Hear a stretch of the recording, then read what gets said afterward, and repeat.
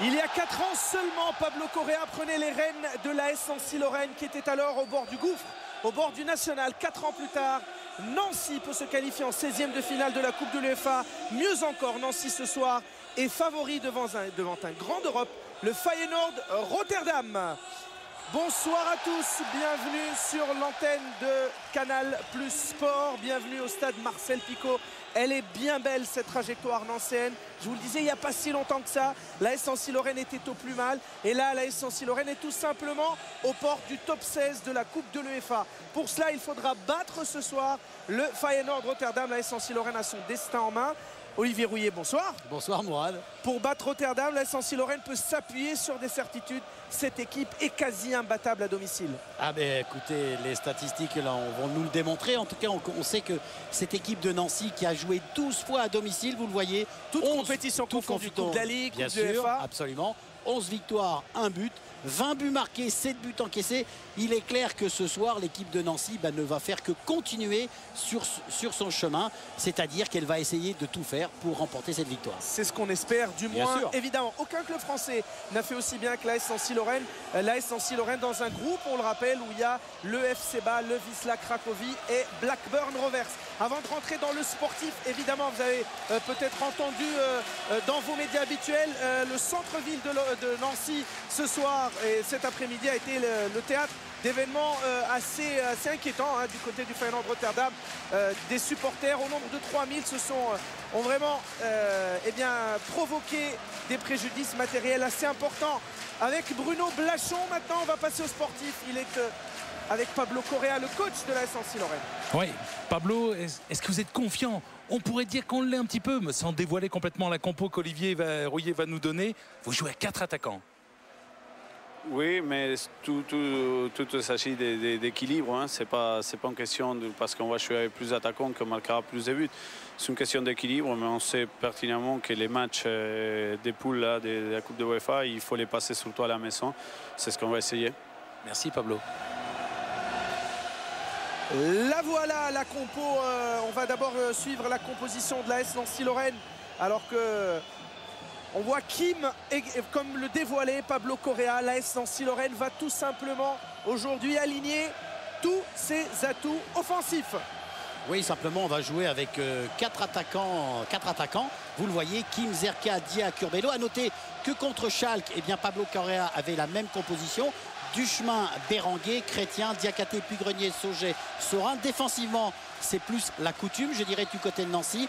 On peut être étonné qu'André Louis ne soit pas là parce que c'était quand même le fer de lance du milieu de terrain nancéen. Mais avec Béranguer et Duchemin, on sait qu'au niveau de la récupération, les Nancéens, bien sûr, seront là pour récupérer les ballons et emmenés par Pugrenier derrière. Ça va tenir certainement très fort. Très rapidement, la composition du Feyenoord Rotterdam emmené par Erwin Koeman, qui n'est autre que le frère de Ronald Koeman. Énormément d'absents du côté du Feyenoord, on aura le temps d'y revenir. À suivre beaucoup de jeunes joueurs. Drenthe 19 ans, Derrick 19 ans, De Guzman 19 ans, Karim Saïdi, stopper tunisien, sera titulaire. Et puis un joueur qui ne rappelle pas forcément des bons souvenirs aux Français, c'est Charisteas, le grec qui sera sur le front de l'attaque. Charisteas, c'est lui qui avait éliminé l'équipe de France lors de l'Euro 2004 avec l'équipe de Grèce. Et puis sur le banc, on retrouve Philippe Léonard, l'ancien monégasque. On va se plonger rapidement dans ce match arbitré par monsieur Bernstein, le Norvégien. Oui, à noter quand même que du côté du Feyenoord, on ne s'y attendait pas, mais Van Hooijdonk, 37 ans, va être le fer de lance de l'attaque du Feyenoord. C'est une surprise parce qu'on s'attendait quand même à voir un joueur comme Kolska, mais il n'est pas là. C'est Van Hooijdonk qui sera donc titulaire, alors que le coup d'envoi a été donné par un grand de l'AS Nancy-Lorraine avant moi. Il s'agit de Eddy Dublin, international luxembourgeois. Vous le voyez à l'écran, c'est lui. En fait, moi j'ai joué à sa place, je lui ai pris sa place. Mais c'était en 76 tout ça.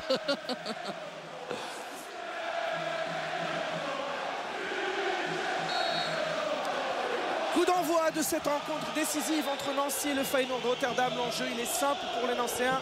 Aller chercher la victoire, car la victoire leur assurait, quels que soient les autres résultats de ce groupe, la qualification au 16e de finale. Nancy qui se donne les moyens avec une composition d'équipe qui n'est pas inédite puisque c'est celle qui avait été alignée face à Schalke lors du tour préliminaire.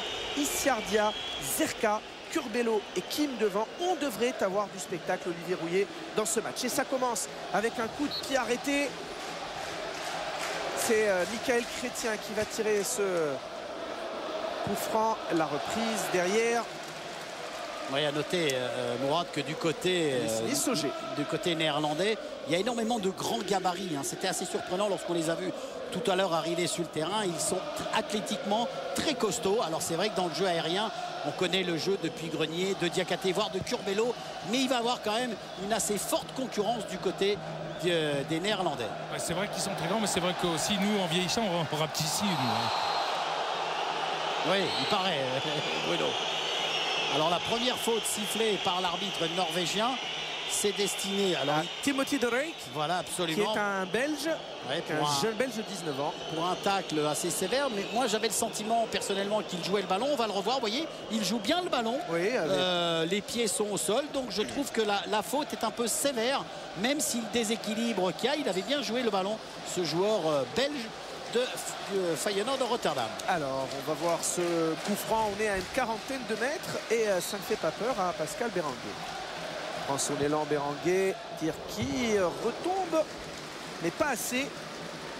On le rappelle, Olivier, pour ceux qui viendraient de se joindre à nous, il y avait des craintes quant à l'arrivée des supporters du Feyenoord de Rotterdam, craintes qui se sont avérées légitimes, puisqu'il y a eu des dégradations aujourd'hui assez importantes dans le centre-ville de Nancy. Regardez, voici les supporters du Feyenoord Rotterdam. Officiellement, il ne devait être que 1300. Finalement, il y en a eu plus de 3000. Attention! Avec la première grosse frappe du match qui a semblé surprendre Olivier Saurin. Elle est signée Angelos Charisteas. Oui, on va voir sur ce ballon gagné par Van Hooijdonk. Il va tenter le coup, Charisteas, pour frapper. Regardez comment il évite la charge de Chrétien et la charge de Duchemin. Et cette frappe qui a failli surprendre Saurin, mais elle n'était pas cadrée. En tout cas, on sent que les Hollandais vont se reposer sur le jeu de déviation de Van Hooijdonk sur les balles aériennes. Zerka. Oh, avec un pied levé. Là, il est indiscutable. Ouais, alors, pied levé du Brésilien Bahia. À noter tout à l'heure, il y a une chose qui m'avait énormément surprise, Mourad, c'est que le gardien néerlandais ne demandait pas de mur. Et là, je vais voir s'il va avoir un mur, ce qui va permettre à Pascal Berenguer de frapper. À noter que Berenguer est le dernier buteur en Coupe de l'UEFA de Nancy. Mais c'est encore le cas. Il y a un petit mur à deux. C'est étonnant quand même. Alors, coup franc en direct. Berenguer, ouais, ça manque d'élan. Cette frappe, ballon dégagé par Drent. Le contrôle de Pape Diakhaté. Le long ballon de Diakhaté pour Chrétien. Et on sent quand même que cette équipe, elle doute avec Timothy de Rijk, le Belge. Feyenoord Rotterdam, c'est quand même un palmarès qui, comme nous le rappelait un collègue, à lui seul est plus important que le palmarès européen de tous les clubs français réunis, puisqu'on le rappelle, le Feyenoord a remporté la Coupe des Champions en 1970. C'était face au Celtic de Glasgow, de Buzyn avec... à s'en tirant un but de Rinus Israël, qui est devenu d'ailleurs un des recruteurs du Feyenoord. La Coupe de l'UEFA en 1974 face à Tottenham. Et puis la Coupe de l'UEFA de nouveau en 2002 face au Borussia Dortmund, 3-2 avec un doublé de Van Hooijdonk qui est là.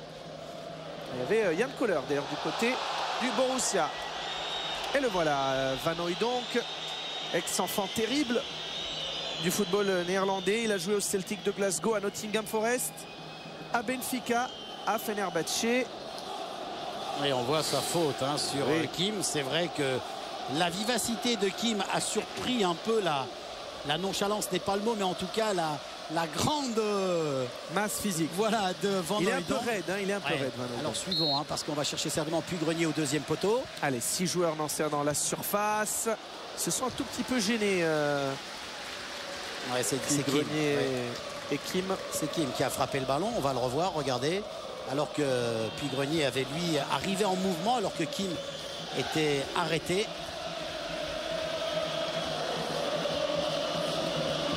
Alors Olivier, il y a aujourd'hui 19 047 spectateurs payants. Il y avait 1000 places vides réservées aux Néerlandais qui finalement ont été prises. Puisque qu'il y a eu des supporters néerlandais qui se sont quand même présentés sans billets. Puis surtout, il y a 500 policiers et 400 stadiers mobilisés pour cette rencontre. Ça ne nous fait pas particulièrement plaisir d'évoquer ces chiffres, mais le football est devenu ainsi. Bon ballon pour Kim, qui part dans le dos de la défense bleue. Le centre de Kim. C'était un tir. Plutôt, voilà. En tout cas, avec un bon ballon de Zerka dans la profondeur pour Kim. C'était intéressant. Regardez, sur un ballon perdu au niveau du milieu de terrain, c'est Zerka qui va prolonger un superbe ballon pour Kim. Certes, il est un petit peu trop profond et Kim tente un geste difficile.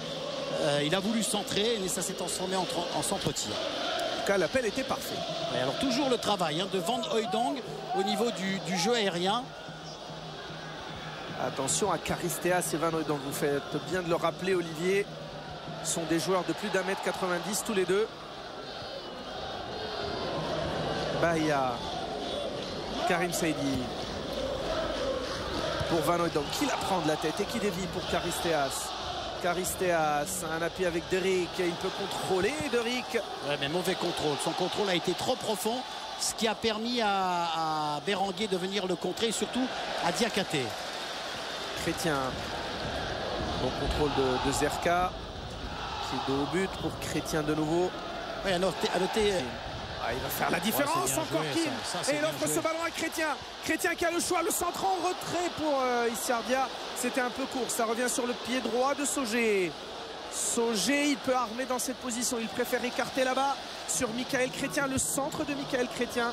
Et la déviation de Timothy Derick, qui est en fait un milieu défensif qui recule énormément pour prêter main forte à l'axe de la défense néerlandaise.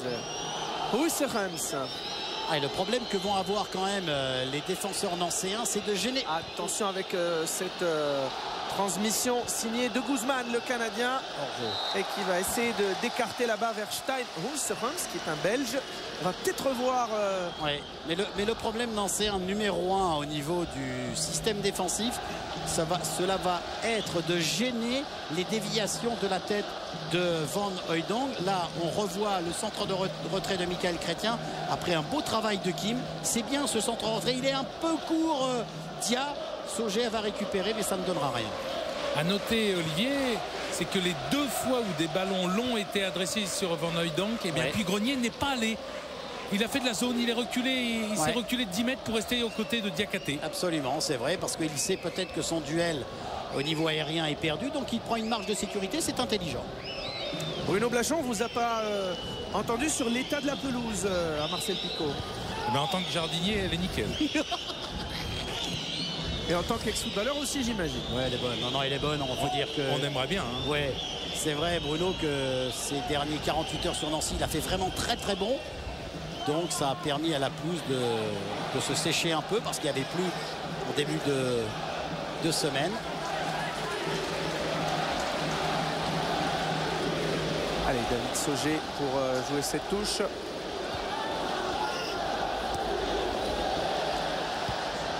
Zerka, ça sera un tout petit peu long, mais Bahia, on sent quand même que cette équipe, elle n'est pas complètement en confiance. Cette équipe néerlandaise qui reste sur une lourde défaite en Eredivisie. Non, mais vous savez qu'aussi. En championnat néerlandais, 4-1, pardon, Olivier. Face à Nimeg. Ouais, mais vous savez que du côté de Nancy, ce qui est quand même la qualité première des Nancéens, c'est que jamais le ballon n'est perdu. Tant que le ballon est dans l'aire de jeu, vous verrez toujours un Nancéen presser le porteur du ballon. Ce qui est intéressant parce que un défenseur peut se croire en sécurité parce qu'il est en possession du ballon, mais il sera toujours sous la pression du joueur nancéen. Et c'est un travail extraordinaire que les joueurs effectuent. Il est passé, Dia. Là, il passe pas. Ballon qui revient sur Berenguer. Beauce. Puis Grenier. Pape Diakhaté. Vers Kim. Kim qui n'avait pas... faute de Drenthe. Ouais, Olivier, je crois qu'on doit être, doit être à la 4e faute de ce joueur. Ouais, mais... Roysteen Drenthe. On a vu le bon contrôle de Kim et systématiquement la prise de balle est gagnante. A noter que Kim n'a pas joué ce dimanche contre Valenciennes. Pablo Correa a fait reposer parce qu'il avait une douleur au genou. Mais là, tout va mieux. Absolument. Alors, je regarde toujours le positionnement de Puy-Grenier. C'est intéressant. Elle a déjà marqué 2 buts de la tête en championnat. Ballon dévié par Timothy de Rijk. Dia, il peut armer dans cette position. Dia, il rate complètement. Il écrase complètement sa frappe. Il y avait un coup joué avec Pascal Berenguer qui était absolument seul. On va le revoir sur le ralenti de Momo Hassani. Vous allez voir la position de Berenguer. Regardez Berenguer, il est absolument seul. S'il joue le coup, c'est une occasion de but énorme pour Pascal Berenguer. Mais Dia était parti. Il avait armé son tir. Il n'avait qu'un but. C'est le but justement. Donc il n'a pas vu le placement de Pascal Berenguer.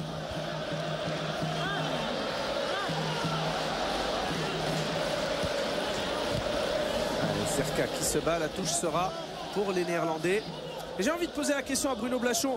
D'en bas, Bruno, est-ce que la taille justement de Charisteas et Van Hooijdonk, elle saute aux yeux, elle est vraiment imposante? Elle l'est, quand on voit la grandeur de Diakhaté depuis Grenier et qu'ils le rendent pratiquement une tête.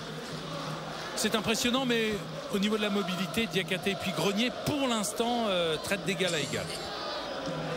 Allez, peut-être un ballon de contre avec Curbelo, de Rijk. Ah, c'est un très bon début de match de ce jeune garçon, Timothy de Rijk, le numéro 3, tout jeune joueur. Et à vrai dire, toute l'équipe du Feyenoord Rotterdam affiche des moyennes d'âge assez incroyables. Une défense avec 3 joueurs à 22 ans, un joueur à 19 ans et un milieu de terrain avec 2 joueurs à 19 ans. Duchemin. Ouais, mais ce qui va être intéressant du côté de Nancy, c'est qu'on est beaucoup plus vivace au niveau du milieu de terrain, au niveau de la récupération, et les grands gabarits néerlandais sont quand même gênés. Je crois que Duchemin et Berenguer ont un rôle vraiment très important ce soir. Kim. Ah, là, c'est lui qui fait la faute, Kim. Ah oui. Parce qu'il était passé devant Green pour défendre son ballon. Et c'est Kim qui l'a poussé. Certes, il s'est fait mal au visage. Et c'est lui qui commet la faute. Regardez comment il va passer devant Green. C'est astucieux. Grent, plus exactement. Grent, pardon. Et là, il le pousse, Kim. Ah oui, c'est une faute. Si, c'est une faute. Si vous le dites. Alors il a pris un coup à la pommette, me semble-t-il, Kim. Ah, il tourne. Il a dû prendre un coup dans le visage. Il tourne. Vous voyez, il fait signe qu'il a des vertiges. On va revoir.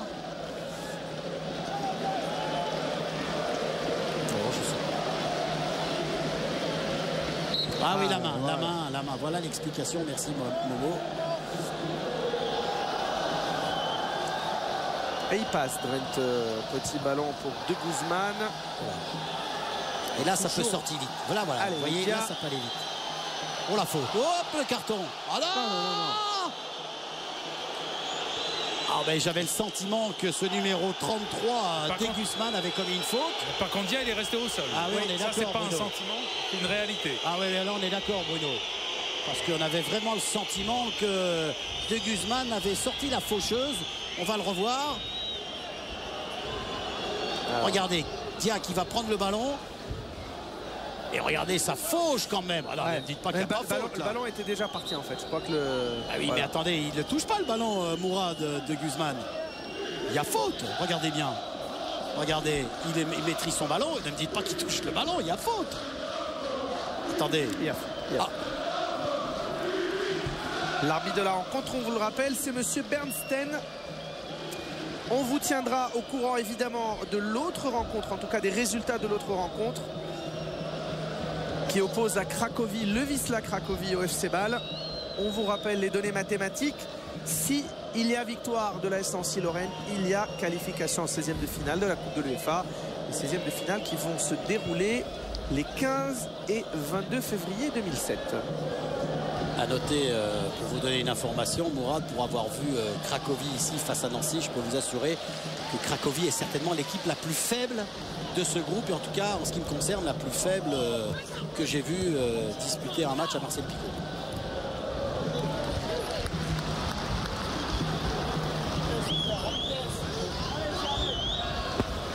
Pablo Correa vient de se lever pour la première fois, demandant à Sorin de jouer plus long dans ses dégagements, peut-être moins de relance à la main,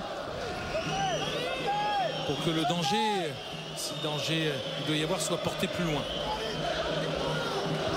Et là, on va chercher encore de Van Hooijdonk. Limite, attention à Sébastien Pugrenier dans ses... Ah, ça va être un combat. Ah ouais, c'est un vrai duel. Ah, c'est un vrai duel énorme. Ah ouais, ça c'est... Regardez. Vous voyez, il y a faute de... La faute, elle est Van Hooijdonk. Absolument. Il y a déjà échange de maillot. Oui, c'est net. Demande d'échange de maillot. C'est clair. Il a été entendu, hein, Pablo, Bruno. Il dégage au pied loin, Olivier. C'est-à-dire qu'il joue le pressing très haut. Hein. C'est hollandais, donc Ah ouais. on s'expose à une perte de balle assez proche de son but. C'est vrai, et comme les Nancéens aiment aussi presser haut dans le camp de l'adversaire, donc c'est mieux de dégager le ballon le plus loin possible.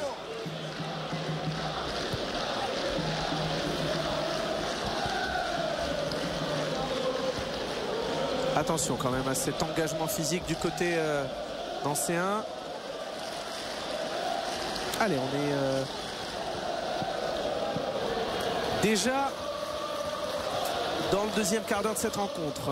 Dia va essayer de faire la différence. Ça ne passera pas. Green, Drent 2. Ils ont pris des risques là. Ils ont pris énormément de risques. Ça, c'est pas un cadeau. Hein, de donner le ballon à son gardien juste sur la ligne de but. Allez, elle va l'accompagner petit à petit, la réussite ici Ardia. Elle ne vient pas pour le moment pour l'ancien Amiénois. Green avec Dia. Il me semblait bien là qu'il y a faute. C'était de Guzman, pardon. Ils ont du mal quand même à la ressortir. Hein, du côté... Ah, mais on a pour le moment, Mourad, un match engagé. Hein. Les contacts sont rugueux. On voit que les deux équipes ont vraiment envie de faire quelque chose. Parce que ce qu'il faut se dire aussi, c'est qu'on a parlé en cas de victoire Nancy est qualifié. Mais du côté de Rotterdam, même avec 2 points, si jamais ils font match nul, c'est quand même pas mal, puisque le dernier match, ils le font à domicile. Et en cas de victoire, là, ça changerait les données du problème. Hein. C'est les Rotterdam qui auraient 5 points. Donc vous voyez quand même l'enjeu de cette rencontre. Même si Erwin Koeman, avec qui on a eu une petite discussion juste avant le début de cette rencontre, on va d'abord suivre cette action de Gaston Curbelo. Curbelo devant Karim Saïdi. Curbelo qui se remet sur son pied gauche et qui va obtenir, non, pas de corner, mais un dégagement 5,50 m. On va peut-être la revoir. Il était tout seul, Gaston, hein, dans son entreprise. Là, il va pénétrer à l'intérieur de la surface de réparation. C'est bien joué. Il gêne le sentiment quand même qu'il a touché un peu le défenseur sur le tacle. On va mieux le revoir au ralenti. Oui, il y a la chaussure qui touche le haut du ballon. C'était donc un corner pour les Nancéens.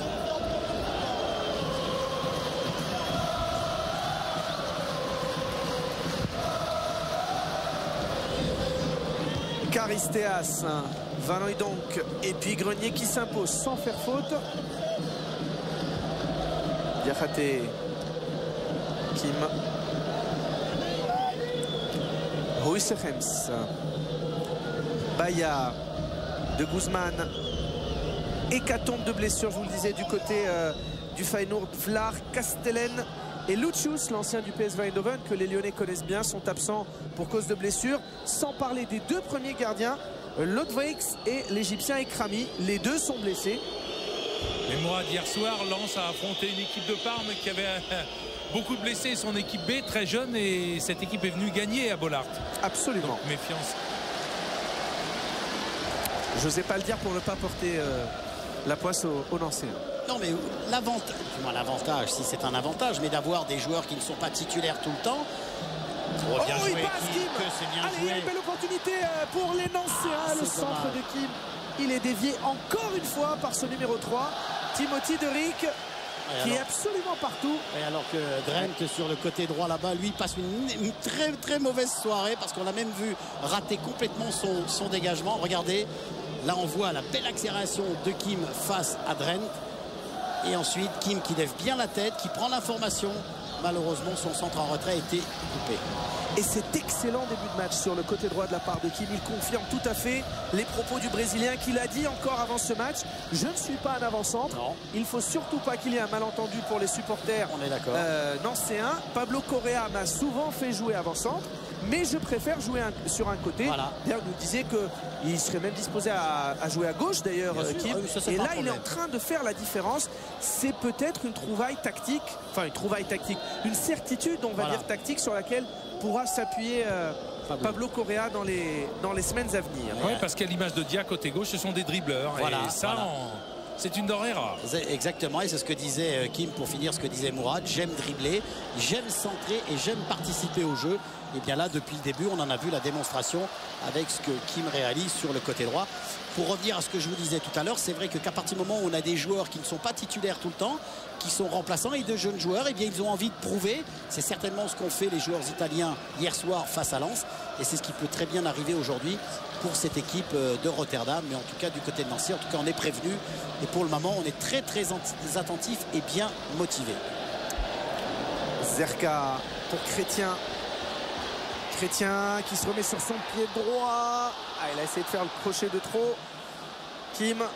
Chrétien qui a été excellent samedi dimanche. Ah, formidable. Ah, on a eu la chance de commenter ce match à Valenciennes. Et la faute. Ah, il va y avoir droit il faut bien qu'il y ait un carton. On en est à la 6e faute de la part de Roytjen Drenthe. C'est le bon.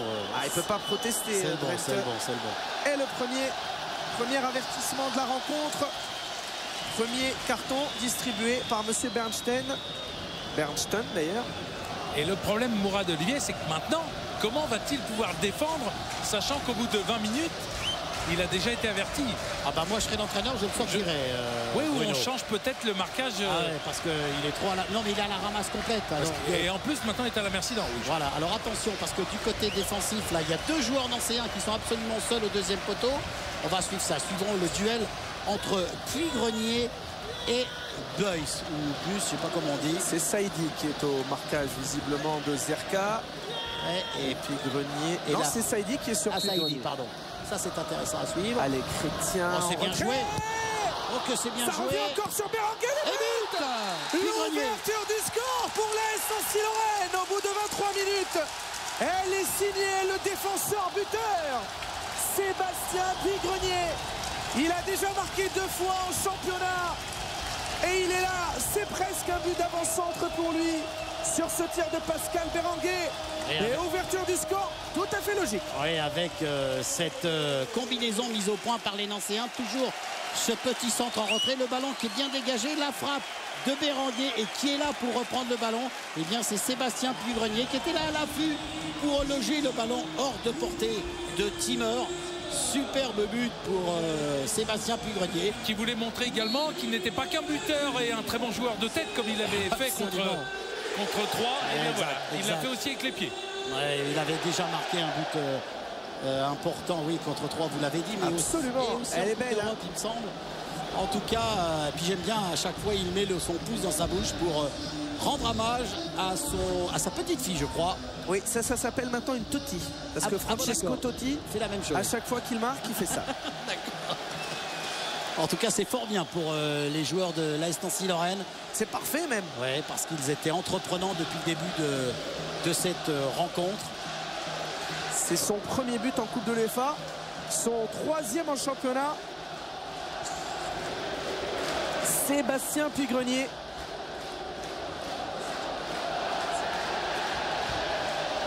Attention à ce ballon pour Curbelo. Zerka, l'intervention de Guzman, elle est logique, elle est belle cette ouverture du score parce qu'elle va faciliter la tâche.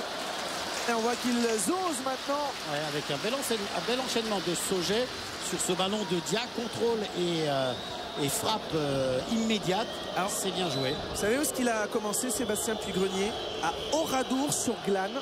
Ouais. Il a finalement rejoint le centre de formation du Stade Rennais. Ouais.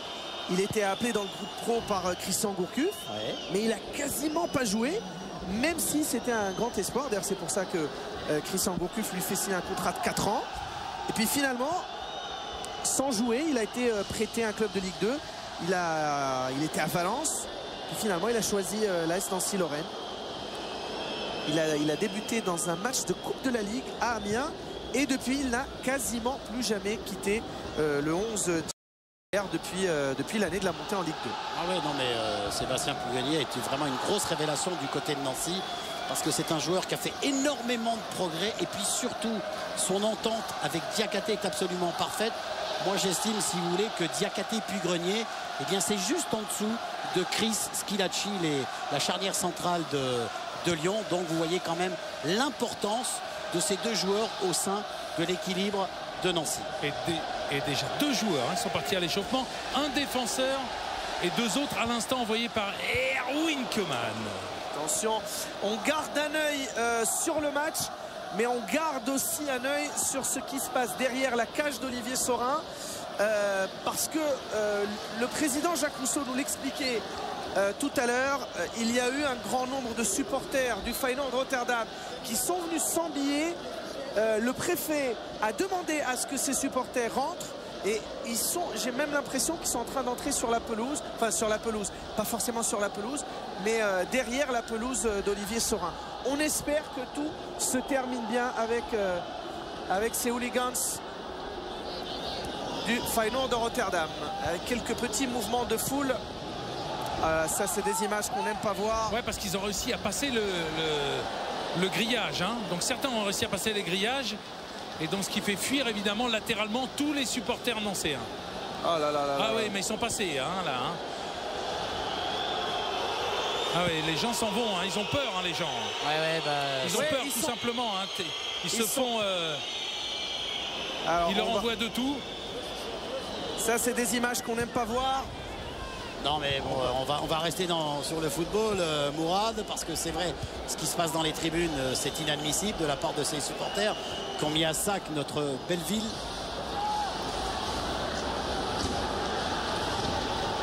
Il va falloir certainement l'intervention des CRS. Il va falloir rappeler le problème c'est qu'ils sont passés à travers. Hein. Voilà, ça y est, ils sont passés à travers les... Non, là c'est scandaleux ce qui est en train de se passer. Et là maintenant, on ne répond plus de rien. Hein. Ah ouais.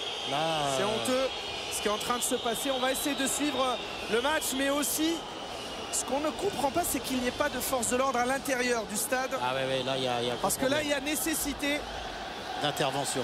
Il y a gros problème du côté des spectateurs. Alors suivons quand même le match parce que les Hollandais sont en possession du ballon. Oui. Allez, on reste sur le match, on garde un œil et Bruno Blachon évidemment on va aussi garder un œil sur ce qui se passe sur la tribune derrière la cage d'Olivier Saurin. Le plus important, c'est évidemment l'intégrité physique de tous les supporters de la S Nancy-Lorraine aujourd'hui. Il y a un blessé du côté de la Hollande, de Rotterdam, pardon. Huysegen était resté au sol.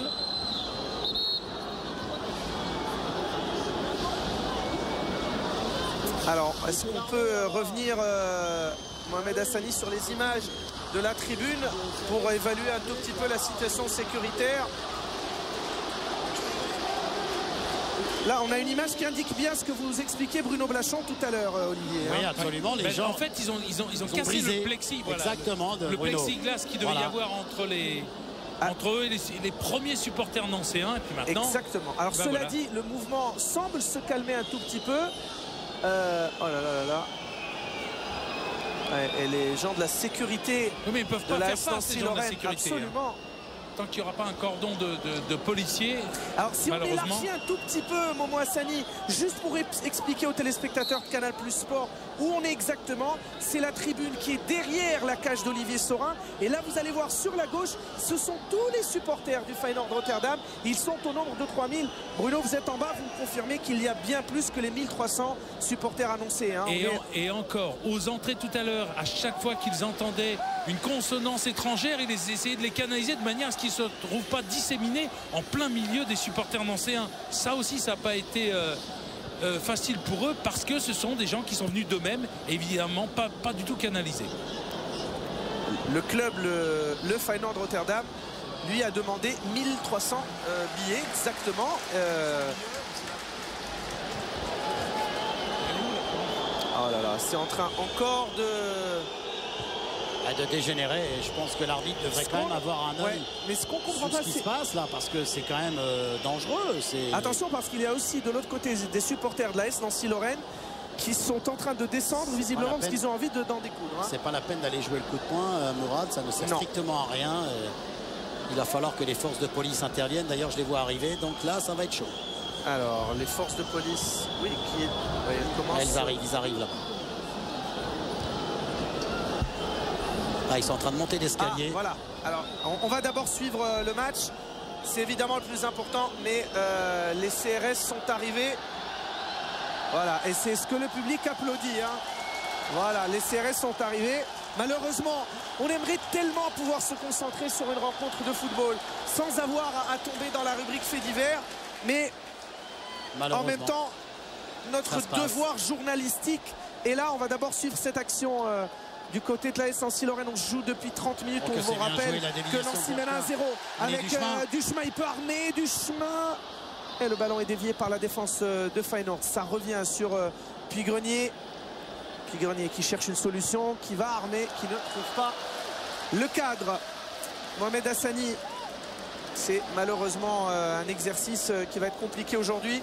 On va essayer de revoir la situation dans la tribune derrière la cage d'Olivier Saurin pour voir que les CRS sont arrivés et que les supporters lorrains plus ou moins pu se replacer. Voilà, l'image est suffisamment parlante. Malheureusement, les supporters du Feyenoord Rotterdam n'en sont pas à leur premier fait d'armes. On sait, le problème du hooliganisme est un véritable fléau aux Pays-Bas. Alors qu'on a revu la faute de Sauget sur le joueur néerlandais. Alors attention à ce coup franc à 40 mètres du but d'Olivier Saurin. Il a placé son mur. Vous voyez la différence qui existe par exemple entre le gardien nancéen et le gardien de Rotterdam. Lui, il exige un mur, même à 40 mètres, même si c'est un mur de 3. Ça semble très lointain quand même. Oui, mais ça gêne le tireur, Mourad. Allez, de Guzman pour le coup franc. Attention à ce ballon qui traîne dans la surface. Il est dégagé par Zerka. Et là, il y a un bon pour le contre. Allez, peut-être l'occasion d'un deuxième but avec Kim. Kim qui s'en va côté droit. Kim qui va faire la différence. Kim qui rentre dans la surface. Le centre-tir, il est dévié. Ouais, et il est repoussé par la défense. C'est pas très bien joué de la part de Kim. Et derrière, Issardia qui tente à chaque fois de frapper. Surtout qu'il a oublié Monsef Zerka. Oui, encore une fois, regardez, on va revoir depuis le début le déviation de Sauget. Curbelo qui donne un bon ballon à Kim. Kim qui va faire la différence, qui laisse venir Green vers lui. Et là, il va le frapper. La frappe va être contrée. Le ballon, c'est dommage parce qu'il y avait même Curbelo et Zerka. On l'a vu, bien sûr, bien vu Bruno, qui était en bonne position. Et pour l'instant, Puy-Grenier, Diakhaté et Sauget ont pris la mesure de Charisteas et de Van Hooijdonk. Toutes les interventions sont justes, propres, de la part de la défense nancéenne. Baya. À noter, je ne sais pas si on l'a dit, Mourad, mais cette équipe de Feyenoord n'a fait que 2 matchs nuls, dont le dernier 0-0 face à Blackburn. Le premier, je crois que c'était à Bâle, 0-0 également.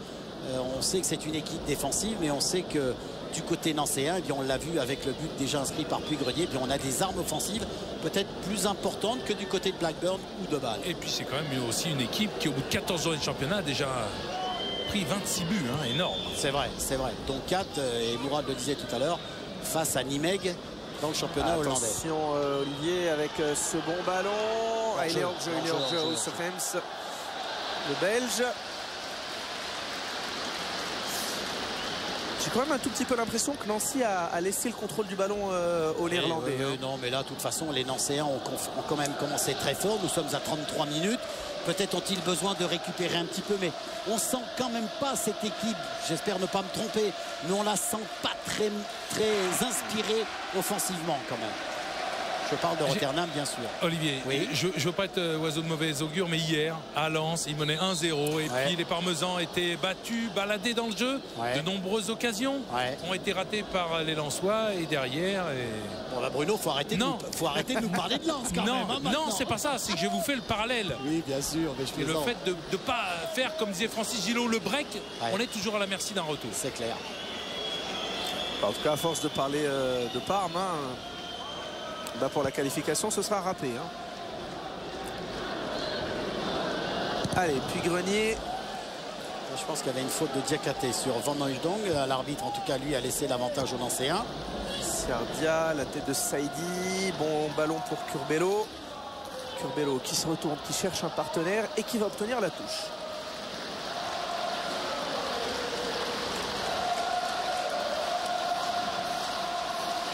Et le COP lorrain est en train de pousser. Et Nancy qui maîtrise en tout cas ce match jusque-là. 1-0, je vous rappelle le but de Puy-Grenier à la 23e minute.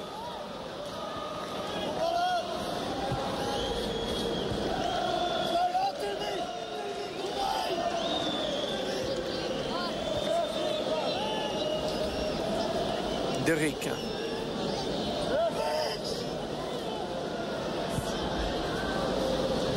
Sauger, impeccable Sauger au niveau défensif. Ouais, c'est pas mal fait, ça va ressortir. Ouais, c'est vrai qu'il avait donné une allure au ballon qui donnait l'impression de quitter le terrain, de s'écarter de rentrer à l'intérieur du terrain, pardon, mais avec l'effet, ce ballon est revenu en sortie de touche. Et Olivier, c'est pas une nouveauté, mais on note encore une fois l'extraordinaire travail défensif des joueurs supposés être des joueurs offensifs de la Lorraine. On pense à Zerka et à Dia, c'est extraordinaire. Mais il y a toujours un travail d'abnégation qui est absolument superbe de la part des joueurs nancéens. Et s'ils sont 5e dans notre championnat, eh bien cela est dû en grande partie à tout le travail effectué par ces joueurs. Sauger. Et puis rappelez-vous ce qu'avait dit Pablo avant. On était surpris et content à la fois de voir 4 attaquants. Vous savez, c'est qu'une question d'équilibre à partir du moment où ils travaillent. Bien sûr. On est bien d'accord. Allez, Issa Dia qui obtient un bon coup franc. Alors qu'il semble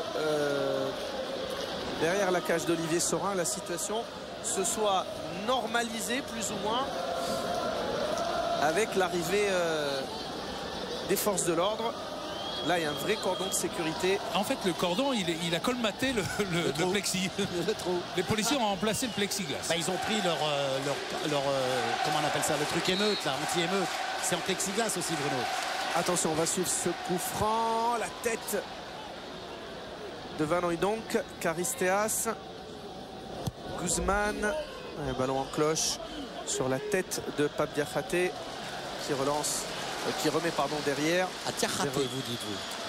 Ah, il est sénégalais. D'accord. Et en Wolof, on prononce Pape Diakhaté. Non, mais d'accord, on vous rend hommage à cette prononciation. En Wolof, vous dites? En Wolof, exactement. Alors, au Sénégal, on parle soit en Swahili, soit en Wolof. Ah, mais super, Mourad. Moi, j'en apprends tous les jours, c'est magnifique.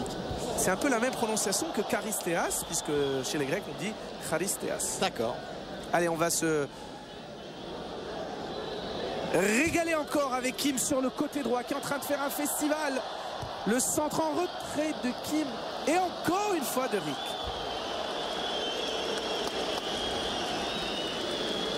Et puis vous connaissez en plus Olivier, il y a le rallye de Tunisie aussi. Allez, ballon pour Zerka. Kim. Ah, il se balade Kim. Il se balade. Chrétien. Bon centre de Chrétien, très bon centre de peut-être Chrétien. pour la tête de Curbelo. On sait que corner, bien sûr, corner. On sait que Gaston Curbelo est très très bon de la tête, mais là il a été devancé par votre ami Saïdi, il me semble-t-il.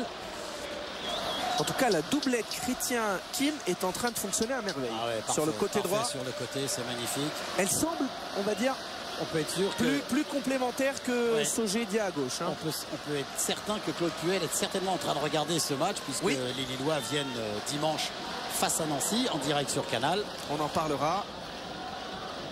On va suivre d'abord le corner rentrant, pied droit, Michael Chrétien, premier poteau. Ah, c'est court. La tête de Guzman. Effectivement, Lille-Nancy, ce sera dimanche sur Canal+, à partir de 21h. Alors, Diakhaté sera suspendu donc. Et que les supporters nancéens le sachent, il n'y aura pas de train pour Nancy ce jour-là, car la SNCF a mis en place un nouveau poste d'aiguillage et donc... Ah oui, c'est vrai, pour le TGV, absolument. Voilà, exactement, donc il n'y aura pas de train. Ce sera la Saint-Nicolas d'ailleurs dimanche. Ah oui, grand moment de fête à Nancy. Enfin, ça n'a rien à voir avec les échéances politiques du moment, mais c'est une fête très très suivie à Nancy, m'a-t-on dit. Ah oui, ça a presque plus d'importance que votre anniversaire. Non, que la Noël. On revoit encore. Un beau tacle. Sur parfait. Zerka. Et un peu plus discret que d'habitude, hein, Zerka. Ce qui est intéressant aussi dans la confrontation athlétique, donc d'homme à homme, a bien joué cette déviation de Curbelo. On sent les Nancéens prêts pour affronter ce duel, ce défi. Ils rendent coup pour coup, mais avec une agressivité positive. Donc ils se débrouillent vraiment parfaitement bien pour le moment. Ils sont très très proches les uns des autres. Exact. Si un va au pressing, le deuxième est là en couverture. On est d'accord.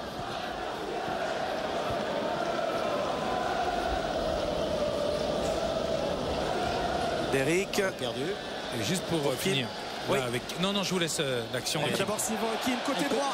Il a 3 solutions, Kim. Il choisit l'option Curbelo. Et derrière, la bonne intervention du Brésilien Bahia. Ce qui est à noter, et Mourad qui est quand même maintenant manifeste, c'est que Drent, au niveau de son marquage et de son travail défensif, il ne fait plus rien. Parce qu'il sait que s'il touche Kim, eh bien ça va être la sanction suprême, c'est-à-dire 2 cartons jaunes, certainement un carton rouge. Donc c'est un atout supplémentaire pour les Nancéens côté droit. Centre de Chrétien.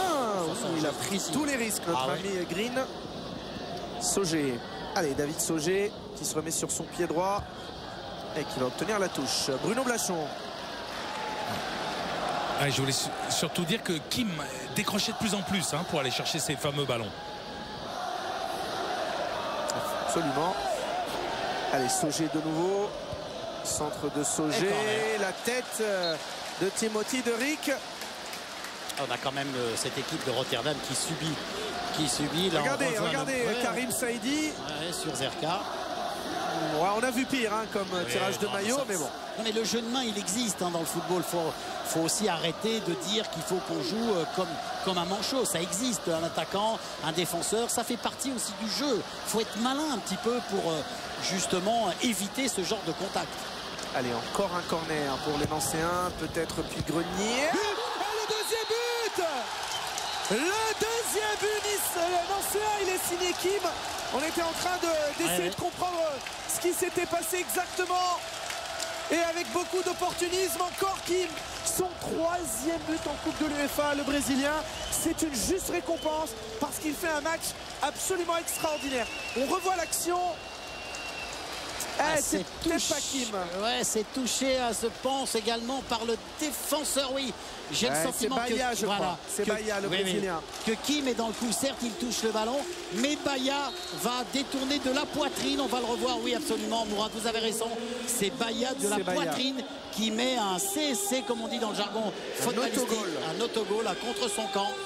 Ce qui permet à Nancy de mener 2-0, mais il l'a marqué parce qu'il avait la pression de Kim encore une fois. 2-0, la très bonne affaire du côté de la S Nancy-Lorraine. Alors qu'on va revoir le duel entre Karistea et Sauger et la faute de Karistea, justement sifflée par l'arbitre norvégien. Et le COP nancéen est en train de donner le là. Et c'est tout Marcel Picot qui est debout.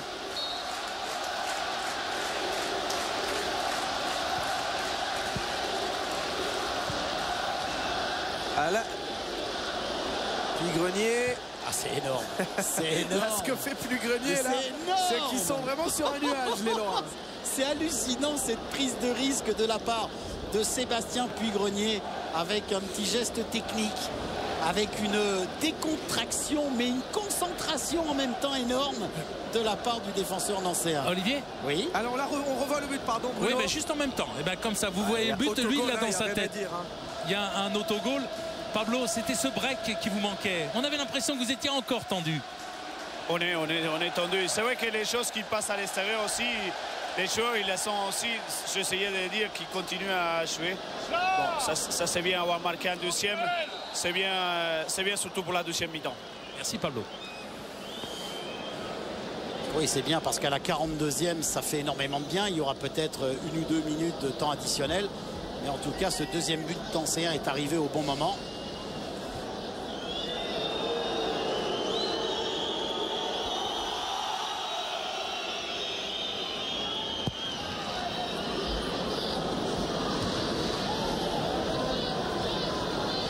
Et franchement, on ne voudrait pas porter la poisse à nos amis de la SNL, mais on ne voit vraiment pas comment cette équipe de Feyenoord pourrait venir inquiéter l'arrière-garde lorraine. Pour le moment, non. Ça, c'est clair, Mourad. D'autant plus que Erwin Koeman, je ne sais pas si on pourra avoir son image, mais il ne dispose pas non plus de solutions extraordinaires sur le banc. Et Kim encore. Kim, c'est bien joué pour Zerka. C'était bien joué, la prise de risque. Elle est bonne de Zerka. Peut-être peut-il faire un contrôle orienté puis emmener son ballon, mais en tout cas il a tenté de frapper directement tout ça et il y a de bonnes intentions, donc le voilà Erwin Koeman, on parlait il a une tête, la tête des mauvais jours. Yes. une seule minute de temps additionnel pour cette première période. Okay. On sent quand même que les Nancéens ont vraiment envie d'aller de l'avant et il faut leur laisser cette générosité, cette envie.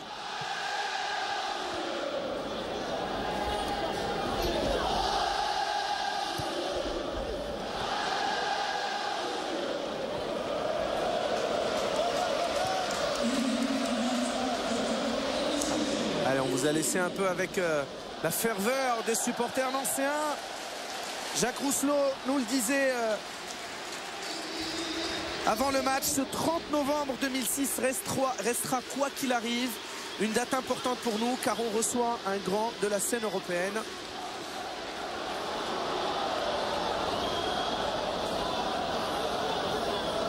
Et il me semble même qu'il a changé ses habitudes, Jacques Rousselot. Il n'est pas sur le banc, me semble-t-il. Non, non, il est là-haut. Mais et en plus devant les caméras de Canal+.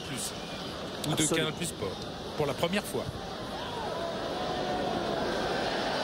En UEFA. En Europe pour la première fois. Ouais. Berenguer pour Duchemin. Mi-temps. Formidable cette équipe nancéenne. 2-0 à la mi-temps. Je ne sais pas si vous êtes d'accord, mais l'homme de cette première période, c'est Kim. Hein. Il a fait une première mi-temps. Ou alors Sébastien Puy-Grenier, peut-être.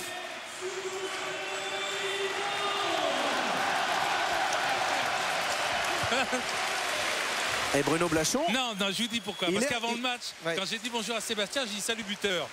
Il s'est fichu de moi. Ben voilà, il nous a prouvé le contraire, Sébastien, au cours d'une mi-temps que quand même la SNL a largement maîtrisé. Ouais, c'est vrai qu'on a maîtrisé. Je pense que dans le jeu, on a été bien. Mais il faut se méfier parce que c'est une équipe quand même assez difficile. Avec de gros gabarits devant, avec Van Hooijdonk notamment qui garde bien ou qui dévie bien les ballons. Donc nous, on anticipe plus la profondeur, mais il va falloir rester méfiant. Sébastien, est-ce que dans l'extra sportif, est-ce qu'il s'est passé un petit peu dans votre dos, a une influence notamment en milieu de mi-temps?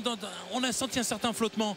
Vous sentiez ce qui se passait derrière votre but? Ouais, on a entendu, on a vu qu'il y avait un peu de vacarme ici et là, mais bon, faut pas faire. Je pense que faire rentrer dans l'ordre, faut pas faire attention à ça. Le fait de jouer à 4 attaquants avec beaucoup d'entraide, c'est aussi ça la marque de fabrique nancéenne en ce moment? Ah bah c'est bien, ça nous sourit. On a besoin de se procurer des occasions, de se rassurer offensivement et avec l'apport de nos attaquants, c'est bien. On avait tenté aussi un coup contre Schalke, ça a payé, donc si ça peut payer ce soir, tant mieux. Merci Sébastien. Alors il a bien dit qu'il passait le bonjour à ses parents. Est-ce qu'on suit un tout petit peu Sébastien Puy-Grenier? On va se replonger dans ce qui s'est passé lors de la première période. Ça commence avec cette frappe d'Angelos Charisteas, le champion d'Europe grec de 2004. Et puis sur ce coup franc qui va être repoussé par Issardia. Issardia qui prend sa chance alors que... Non, là, c'est pas l'action du but. Non. Alors que Berenguer était complètement démarqué. Nancy prend la mesure de ces Grecs. Et voilà le but. Regardez, première frappe signée Zerka. Ça revient sur Berenguer. Et là, j'ai presque envie de dire le geste du buteur. Sébastien Puy-Grenier, un but d'avant-centre. À la Delionis, je dirais, ce but de Sébastien Puy-Grenier. Parce qu'il est là au bon endroit, regardez bien, et là il est au marquage, suivez bien, il est marqué par Baya, Baya se préoccupe que du ballon, il oublie le marquage de Puy-Grenier. En tout cas, il y a aussi notre ami Dren qui aurait pu venir au marquage. En tout cas, Sébastien est au bon endroit pour reprendre le ballon, ce qui permet à Nancy d'ouvrir le score. On jouait alors depuis 23 minutes en première période, la pyramide nancéenne, regardez cette belle image. But qui aura malheureusement des incidences extra-sportives avec la colère des supporters de Feyenoord, mais derrière la SNC Lorraine va maîtriser et marquera un deuxième but à la 42e minute. But certes assez chanceux, hein, Olivier, mais ça fait partie, ça fait partie du jeu, bien sûr. Et là, Baya, il est pressé par Kim, oui, on est bien d'accord. Et puis il y a surtout notre ami Green qui est passé aussi à travers. Regardez le ballon qui lui passe juste au-dessus.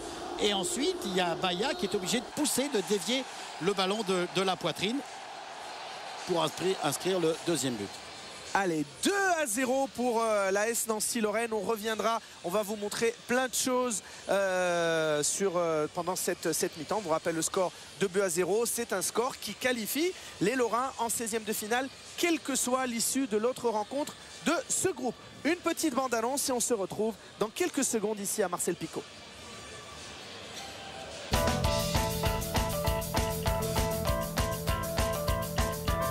16e journée de Ligue 1, Nancy-Lille en direct sur Canal+. Humilité, rigueur, solidarité, Nancy et Lille partagent les mêmes valeurs. Ce qui les sépare, un seul point au classement.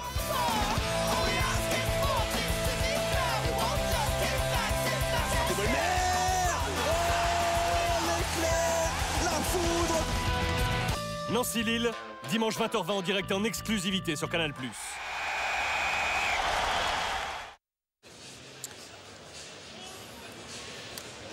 Voilà, Nancy-Lille pour le match du dimanche soir sur Canal. Une dernière image peut-être pour vous montrer que les choses se sont plus ou moins rétablies du côté de la tribune des supporters du Feyenoord Rotterdam. Des supporters, c'est un trop joli mot pour eux. Il y a eu quelques bombes lacrymogènes, me semble-t-il, de la part des CRS. Mais finalement, les choses se sont remises dans l'ordre. On va revenir sur la partie football avec d'abord les scores des rencontres et des autres équipes françaises en Coupe de l'UEFA. Le Paris Saint-Germain pour l'instant est accroché face au Mlada Boleslav en Coupe de l'UEFA. Et pour l'autre rencontre du groupe de Nancy, un partout entre Bâle et le Wisła Cracovie, ce qui évidemment permettrait à l'AS Nancy-Lorraine ce soir d'être assuré d'une qualification en 16e de finale, 16e de finale qui se joueront au mois de février prochain. Deux clubs français jouaient hier en Coupe d'Europe. Auxerre jouait à Belgrade, Lens jouait à Félix Bollaert face à Parme. Résumé de ces deux rencontres avec Dominique Armand. Du nouveau à l'Est pour Auxerre. Si la période reste délicate pour Fabien Coll, déjà impliqué sur le but lyonnais dimanche dernier, la GIA a associé hier efficacité et réalisme au progrès constaté dans le jeu ces dernières semaines. Mené d'entrée sur la pelouse du Partizan Belgrade après un coup franc détourné de Marinkovic, les Auxerrois ne mettent qu'un quart d'heure à rétablir l'équilibre. L'homme providentiel s'appelle Benoît Chéroux et fidèle à ses habitudes, le gaucher signe un but qu'on n'oublie pas.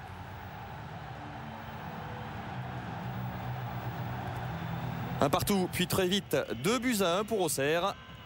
Akale fixe la très fébrile défense serbe avant de servir Nicolae.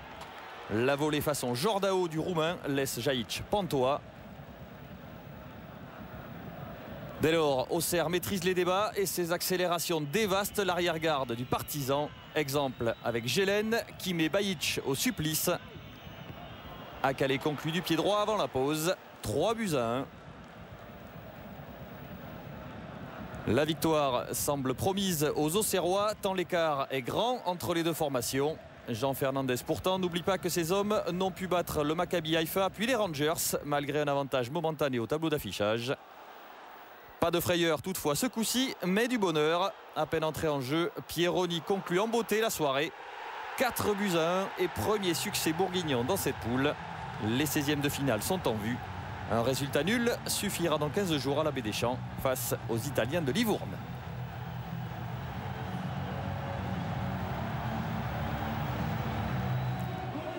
Un point, c'est ce dont Lens aurait pu se contenter face à Parme. L'entrain des nordistes a même longtemps laissé entrevoir un succès convaincant après l'ouverture précoce du score, signé Daniel Cousin. Sur la lancée de leur belle série d'invincibilité en Ligue 1, les 100 et or surclasse de pâles italiens, mais le poteau contrarie Sédou Keita avant la pause. La soirée proposera d'autres opportunités et malheureusement d'autres déceptions aux Lensois. Et faute d'avoir su se mettre à l'abri, les nordistes vont craquer sur ce joli numéro de Dedic en fin de match.